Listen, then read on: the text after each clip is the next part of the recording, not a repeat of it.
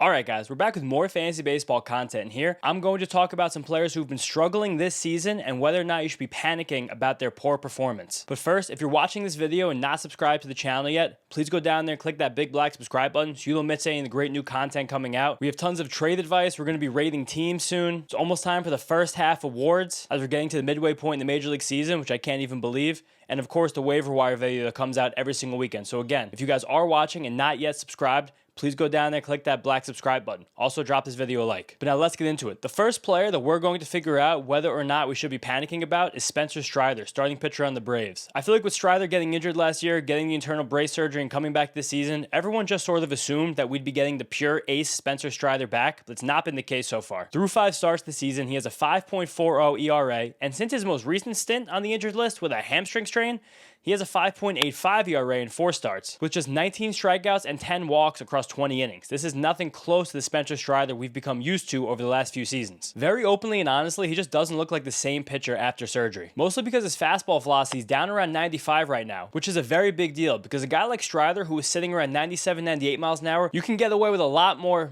fastballs inside the zone than you can 95 miles an hour where he is right now. And at 95, again, where he is right now, hitters are making him pay when he throws that fastball. They currently have a .519 slugging percentage against that pitch and just a 15% whiff rate. In 2022, Strider's huge season, when that pitch averaged over 98 miles an hour, hitters had a .295 slugging percentage against it and a 29% whiff rate. That's night and day. On top of that, its whiff rate in the strike zone just keeps dropping year after year as his velocity keeps falling as well. While he's losing velo on the fastball, he's also, of course, losing velo on his slider. That slider's down from about 85, 86 miles an hour as peak to just 83 miles an hour right now. That 2 miles an hour is a very big deal for sliders. That's kind of the edge between a slider that's very, very good and a slider that's just totally fine. That pitch's whiff rate has fallen from almost 60% to under 50% so far this season, and just like his fastball, it's getting hit much harder. It's still an out pitch, but definitely not to the same degree as we saw at Strider's peak a few years ago. And more bad news for Strider, lots of research tells us that a pitcher's velocity right when they return from surgery is the velocity they're going to hold moving forward. Of course, that research is from Tommy John surgery,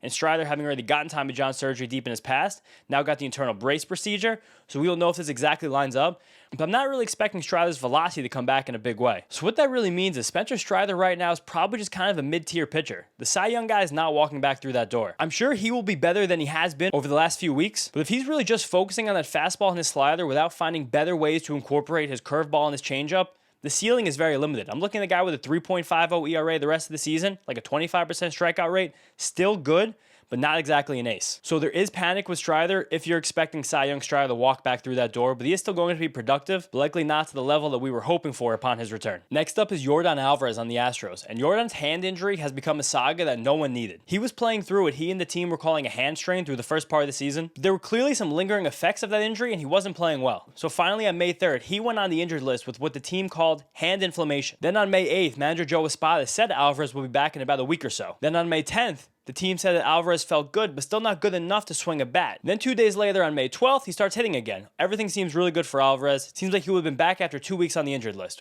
A-okay there. Then we get to May 19th, after a week of Alvarez hitting, and he said he was still experiencing some soreness and discomfort when he swings the bat. Really bad sign. Another week goes by, and it's the same story. Swinging, but with soreness and inflammation in that hand. Then we get to May 29th. He's taking BP with the team at this point, and still saying openly he's experiencing soreness, he doesn't know when it's going to go away. While the team is indicating that he's due back soon.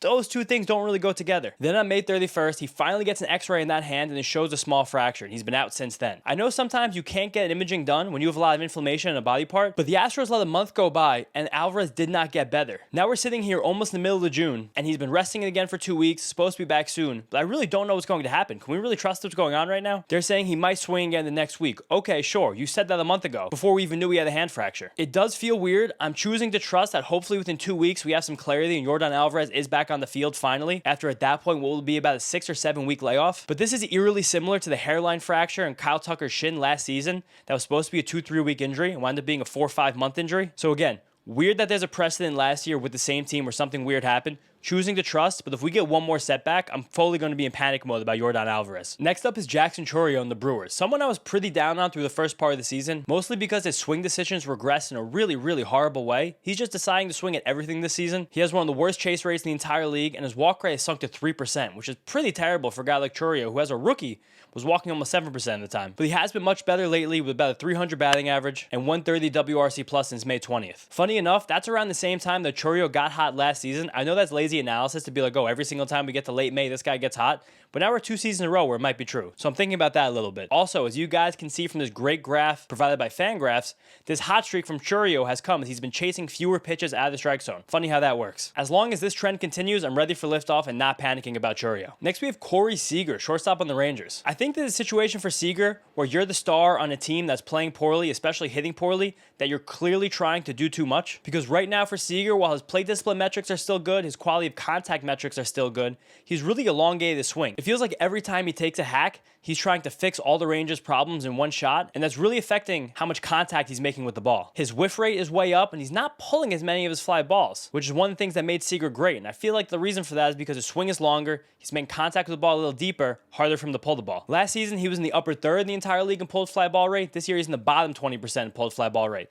That's a huge change, and one that actually elicits some real concern from me. Because right now, a lot of the analysis with Seager is that he's one of the unluckiest hitters in baseball because of the really wide gap between his WOBA and his expected WOBA. That tells you bang right there, you're getting unlucky on your balls in play, and good production should follow. And partially it is true. Seager definitely has been getting a bit unlucky. But one thing that xWOBA fails to take into account is batted ball direction. It's really mostly just exit velocity and launch angle. So without adding batted ball direction, Seager's probably actually earning some of this bad luck by hitting a lot of his balls to the opposite field. At least more balls to the opposite field than he hit over the last few seasons. I do think he will get hot. I do think this team will get hot. He's in the middle of a series against the White Sox right now. Great pitching staff to get hot against. But I am less confident about where his ceiling winds up without that same rate of pulled fly balls. So not panicked, but also not expecting the world. Next up, we have Dylan Cease, starting pitcher on the Padres. And pitchers like Cease always have a bit of a wider range of outcomes. One, because the command is poor. Two, because he really only throws 2 pitches. Right there, you're going to be more volatile than most other guys in the league. And that's what's happening with Cease right now, because he really only has the fastball and the slider. So if you lose command of one of those pitches, the hitters know the other one's coming. He did try to add a changeup to his repertoire and make that a thing through April, but the pitch was pure chaos. He didn't know where it was going. He didn't know how it was moving. And since he did scrap that pitch in mid-April, he has a 3.91 ERA, which really isn't that bad considering where Cease's full season stat line is right now. I'm not panicked. I think Cease is going to have a good second half when all these things calm down a little bit. Next up, we have Michael Harris, outfielder on the Braves. Now, I'm telling you guys this, I've told you before, I hate the Michael Harris experience in fantasy baseball. This is the last year I'm drafting Michael Harris on my teams. I am done with Michael Harris because we have some of the worst swing decisions in the entire league with this guy, but also some of the best physical tools. And every year the projections love him, every year I fall for the trap, and every year I'm getting burned. He's been especially bad this year, barely holding on to a 600 OPS. He's been dropped to 9th in the Braves lineup, which is unbelievable considering where he's been over the past few seasons. But I still do know he will get hot at some point. The contact rate will go up, and all the bad swing decisions will kind of get made up for by his amazing athleticism and barrel control. So I'm telling you guys, while a lot of you in 10-team leagues have probably already dropped Harris, and you guys in 12-team leagues are considering dropping Harris, that just means that somebody else will get the hot streak. So hold on to him unless you absolutely need to drop him, or unless you're like me, just pulling your hair out about him. But just know, that means in July and August, September, someone else is getting the Michael Harris hot streak, and you can't do anything about it. Next up, we have Zac Gallen, starting pitcher on the Diamondbacks. And Gallen is someone I've been willfully avoiding in fantasy drafts for the last few years just because it's such a fragile profile. He's a smaller guy, doesn't throw that hard. The fastball stuff has been ticking down a little bit. He relies so much on confusing hitters and sequencing and tunneling that any small chink in Gallen's armor would kind of lead to this finally bad season. He always managed to outrun it, but right now he just kind of stinks across the board. This year, more than the last few seasons, his quality of contact metrics have caught up with him. He's getting very, very unlucky on his balls in play, especially his home run rate, which is over 15%. That's unsustainable. That tells me that will be some positive regression, but also he's really earning some of that. Like, check out this start last week against Cincinnati Reds. He did allow 3 home runs in this start. One of them was on a really good knuckle curve down out of the zone by Christian Encarnacion Strand, who has great power, but the other 2 were on just hangers right down the middle. A slider right here and a curveball right here, just absolutely crushed. Like, what are you going to do about that, dude? It's an execution issue. It's a command issue. Right now, it might even be a confidence issue for Gallen. I'm not that hopeful he's anything better than a 4.0 ERA guy the rest of the season. If that's a help for you guys in your leagues, probably has to be more deep than a 12-team league, though, to keep him. 10-team leagues, I'm happy to drop him.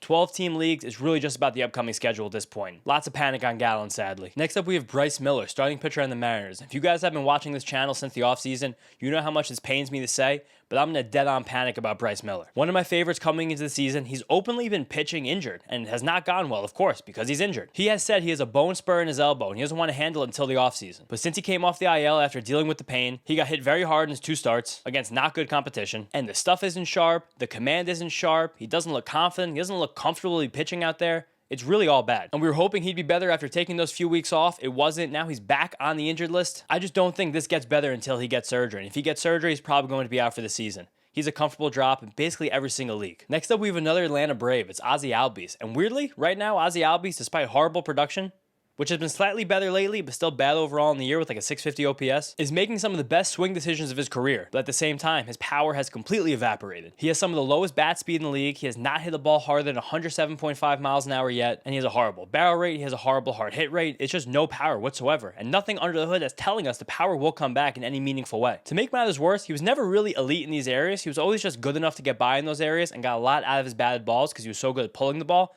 But now it's getting worse. I really don't know how he pulls himself out of this. Something else that's always been so weird about Albies' profile, he's always really just tread water as a left-handed batter, but crushed left-handed pitching as a right-handed batter. Going back to his awesome 30-homer 2023 season, he had an 800 OPS as a lefty, but a 1,000 OPS as a righty. Then moving on to last season when he regressed, but was still productive despite an injury, but again, still productive. He had a 650 OPS as a left-handed hitter, but an 800 OPS as a right-handed hitter. Now this season, not the same at all. Again, he has a 650 OPS as a left-handed hitter, but all the way down to a 550 OPS from the right side. So the thing that used to be Albies' strength right now is what's pulling down his entire profile. Really weird. And there's nothing discernible in his swing data as to why this huge regression would have happened right now. He's also still not that old. It's only 28. So there's no reason for him to be regressing this much while he still theoretically should be in his prime. Again, the bat speed is down, but not down enough compared to last year where it'd be a huge fall off like this. Second base is such a poor position in fantasy baseball that there's almost no reason to move on from Albies. There probably still aren't 10 second basemen in the league I think are going to be better for the rest of the season than him. But relative to his draft cost, you should be panicking because I don't think you're getting all-star Ozzie Albies back anytime soon. Next up, we're getting the player I've probably had the most questions about in the comments of my videos in this channel so far. It's Sandy Alcantara, starting pitcher on the Marlins. Oddly enough, this is the exact opposite analysis I just gave you guys for Spencer Strider, also coming off a long-term elbow injury. Whereas for Alcantara, the velocity is all the way back. He's 97, 98, 99 miles an hour, but his command is totally gone. Research tells us, again, when that velocity comes back, that's your velocity, but the command's what takes a little bit longer to get back on track. So again, while 2022 Sandy Alcantara is definitely not walking back through that door this season, I don't think we're that far off from seeing an all-star caliber pitcher in Sandy Alcantara even this year, but definitely next year. I oddly remain confident we see a guy who holds on to like a 4.0 ERA from this point to the rest of the season, if not a tiny bit better. Because again, it's all about that command. He's not placing his fastball. He's not placing his sinker. He's not placing his slider. He's not placing his changeup. Basically, none of his pitches are going where he wants them to go. But still, again, just being someone who's going to be on the razor's edge of rostership in a shallow league with something like a 3.9, 4.0, 4.2 ERA for the rest of the season and not a very high strikeout rate, because that's never really been Sandy's game. So judge your own team. Judge your own league as to whether or not you think Sandy's valuable. But I will say, his ground ball rate is still very high, which has been the trademark of Sandy's game through his whole career. If you see a couple starts in a row for Alcantara where you see something like 6 strikeouts, 1 walk, 5 strikeouts, 1 walk, 7 strikeouts, 2 walks over 5 or 6 innings, that's when you scoop him up in every league. That right there is going to be the key to seeing where Sandy's ceiling is the rest of the year. The strikeouts versus the walks. That's the linchpin for him. So oddly, not panicking about Sandy. Next up, we have Anthony Santander, outfielder and DH on the Blue Jays. Statistically, one of the worst players in baseball this season with about a 575 OPS as we sit here in the middle of June. And funny, he's kind of fixed the hole in his game that everybody thought he had, not taking enough pitches, not drawing enough walks. His walk rate has climbed heavily, around 12%. But I think that new approach and mindset is really messing with his head. He's been more tentative on pitches in the heart of the zone, the same pitches he really should be doing damage against, and just not swinging at them. Not swinging at them is hurting his entire production, it's hurting his quality of contact, it's hurting everything in his game. I really think that Santander, to get back to something like the player we've seen over the last few years, has to start taking daddy hacks again. Until he does that, I'm not confident at all. It's a full-on panic for Anthony Santander. Just looks completely out of sorts in his first season with a new club. Then we have Matt McLain on the Reds. A 187 batting average and 600 OPS are so bad. Those are coupled with 7 homers, 11 stolen bases, so really, he kind of evens out his fantasy profile. Again, really, really bad. But there's at least something here where you're getting something back in return for how horribly he's played this season, which is still keeping him on radars even in some shallow leagues. And the funny part about Matt McLain this season compared to his big breakout in 2023 is that all of his underlying stats are basically the same. It's very similar power metrics. It's very similar swing decision metrics. There's nothing super discernible as to why he's so much less productive and less consistent this season compared to then.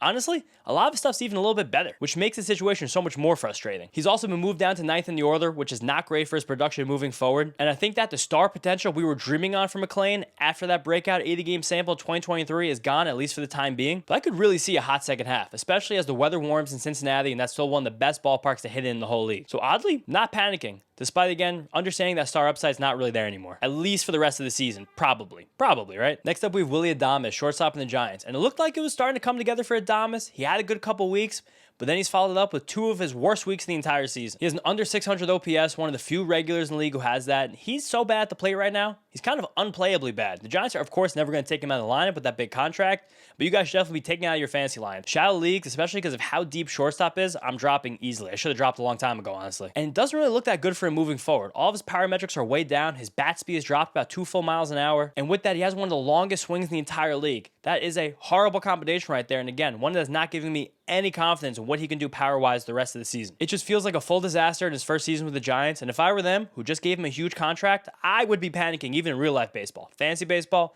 well past panic. Drop him basically everywhere. Now last up, we have Mark Vientos on the Mets. Mark Vientos has been losing a lot of his playing time over the last few weeks because he has been very bad at the plate and very bad in the field. This is bad news for the Mets and fantasy managers because Vientos looked like one of the biggest breakout players in the league last season. Just going absolutely crazy after he got his starting job in May and then being one of the Mets' best overall players through their postseason run. But since the season began, he has not looked right. His swing is longer. His swing is slower. He doesn't have the same level of power that he had last season. And then again, as these last few weeks have gone on, he's been losing playing time to Brett Baty at third base. To make matters worse, the Mets just called up Ryan Mauricio, who looks electric so far in a week of play. The only thing working in Vientos' favor for the rest of the season is that he has no minor league options left, while both Baty and Mauricio have minor league options. So he will be on the Mets roster for the rest of the season.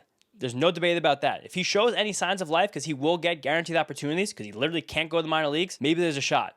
Basically, every single fantasy league right now, I'm willing to drop Vientos. Full-blown panic on even what the rest of his career could look like for the Mets. But all right, guys, thank you so much. That is the Panic List Part 2. If you guys have questions about any other players, make sure to drop them down in the comments below. I try to get to every single comment in this channel. I think I'm doing a decent job of that so far. But again, if you guys have any questions, any comments, any concerns, drop them down there. Also, appreciate all the love you guys gave me on the last waiver wire video. You've been asking for me to move it to the weekend of this whole season, but it was doing so well on Monday nights, I was really reluctant to do so. Moved it to Saturday. Did really, really well. I'm going to keep on the weekends moving forward. Thank you guys for all that. Otherwise, again, please subscribe to this channel if you haven't already done so, so you don't miss any great new videos. Drop the video a like. Thank you guys so much, and I'll see you next time.